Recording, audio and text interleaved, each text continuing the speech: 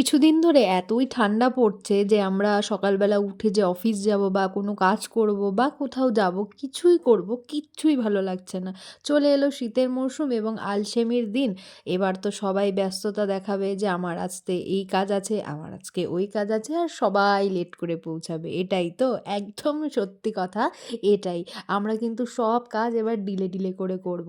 তো যাই হোক, আজকে সকালবেলা অফিস গেছি। অফিস গিয়ে গরম গরম ধোসা খেয়ে কাজকর্ম করে হাওড়ার অনুভূতি নিতে একদম বাড়ি ফিরে গেছিলাম। বাড়ি ফিরে কি করব, বাড়ি ফিরে কোনো কাজ ছিল না। আজকে আমার একটু মুড অফও ছিল, একটু না অনেকটা। লাইফে খুব বেশি প্রায়োরিটি লিস্টে কাউকে দিয়ে দিলে না, বা খুব বেশি ভালোবাসলে এই জিনিসগুলোই ফেস করতে হয়, একা থাকতে হয়। আর একাই ছিলাম কিছুক্ষণ নিজের মতো।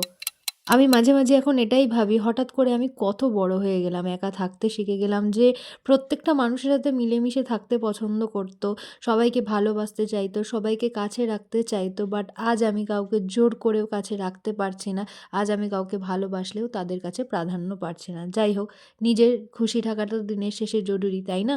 খুশি থাকা থেকে মনে পড়ল নিজেকে একটু ভালো মন্দ ফিডিং করাতে হবে। হ্যাঁ, আমি অনেক দিন পর আমার এই ফেভারিট ক্রিপসি চিলি বেবিকর্ন আর চিলি পনির ট্রাই করেছিলাম। অনেক দিন পর, প্রায় ১ বছর পর আমার এটা ফেভারিট ডিশ। সেদিন ছিল আর ভেজ, তো সেই জন্যই ভেজ অর্ডার করা। তো তারপর একটু মনকে ভালো রাখতে সবার জন্যই গাজরের হালুয়া ট্রাই করছিলাম। তো এই শীতে তোমরাও ঝটপট বাড়িতে বানিয়ে ফেলো আর আমাকে জানিও তোমাদের টেস্ট কেমন হয়েছে। ঠিক আছে, কিন্তু মিষ্টির যখন একটু ক্রেভিংস হয়, এরকম উপর থেকে একটু খোয়া ক্ষীর দিয়ে দিলে কেমন হয়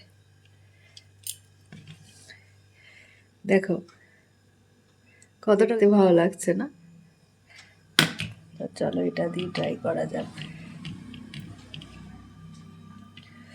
আহা হা হা হা, আহা হা, হুম। 11:15 বাজে, ডায়েটের মা মাসি পুরো গোষ্ঠীর সত্যানাশ করে দিয়েছি আমি।